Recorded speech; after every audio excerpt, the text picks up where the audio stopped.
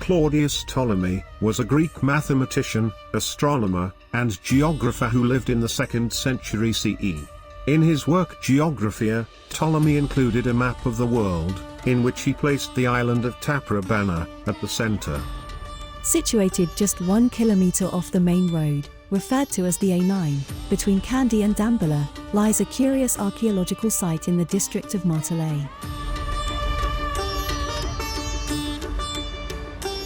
There are records which state that in 1818 the British used Nalanda Gedige as a military garrison.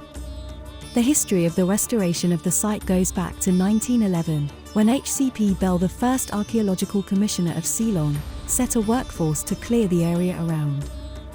However, nothing further transpired till 1977. The planned Boatena Dam and reservoir in the area, a part of the proposed Mahavali irrigation project, created a dilemma of the site being submerged with the waters of the Boatena reservoir. The Department of Archaeology in Sri Lanka used this opportunity to rebuild the structure, stone by stone, around 7 meters higher than the original location on the bund of the reservoir. A wonderful blend of Hindu and Buddhist architecture, this temple is said to be located at the exact center of the island of Sri Lanka.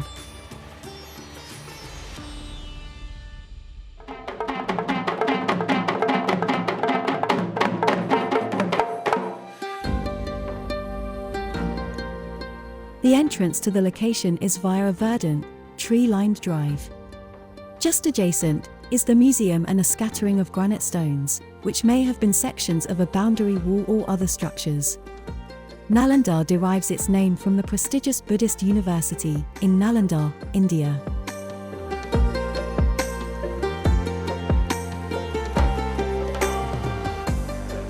When viewing the structure from the southern side, we see the elements of Hindu architecture, built in a Dravidian style. This idiom of Hindu Pallava architecture emerged from southern India and prevailed till the 16th century CE. The classical elements of a mandapa, entrance hall, passage, and ambulatory are present.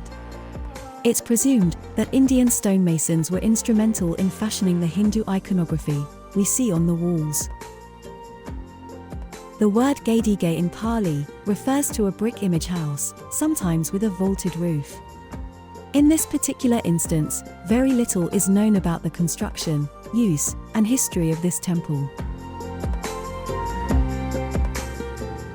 However, we know that Gedige structures were associated with Mahayana Buddhist doctrine, infused with tantric practices. The Nalanda Gedige site has not been accurately dated, and it's believed that it was constructed between the 8th and 10th century CE.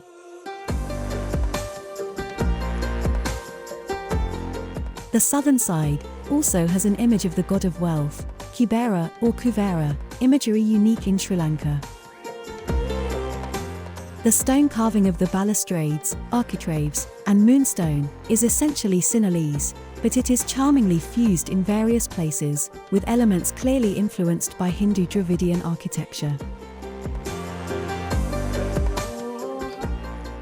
Facing east is the waiting hall, with 12 carved pillars, which leads you to the windowless Buddhist image house. A Buddha statue, along with an image of Ganesh and a Bodhisattva, resides in this dark room. A pillar inscription from the 9th or 10th century CE in medieval Sinhala mentions that the site was used as a Buddhist monastery and included a code of conduct for the monks. On the northern side are the remains of a Buddhist stupa and a Bodhi tree. Another curious feature are the erotic tantric-based carvings, including one which suggests the union of two humans with a lion and have been attributed to South Indian influences.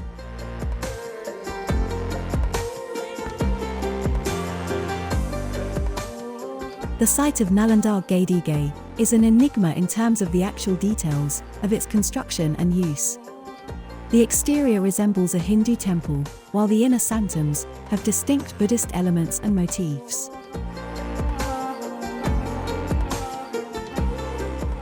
Thanks to the restoration of this valuable heritage, one can appreciate the beautiful stonework and carvings, which adorn this magnificent temple, a confluence of Hindu and Buddhist architecture.